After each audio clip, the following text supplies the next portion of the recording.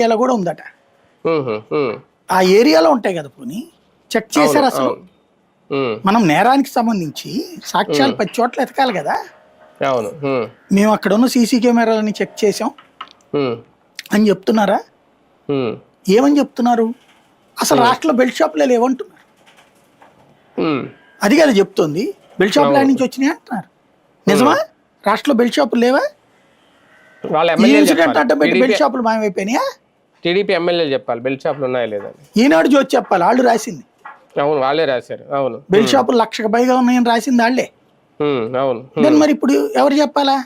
ఎవరు మోసం చేస్తున్నట్టు, ఎవరు ఫేక్ ప్రచారం చేస్తున్నట్టు కదా ఇక్కడ. అవును అవును ఇలా అవును. ఆలోచిస్తే చాలా తేడా ఉంటాయి. ఉమ్, ఉమ్.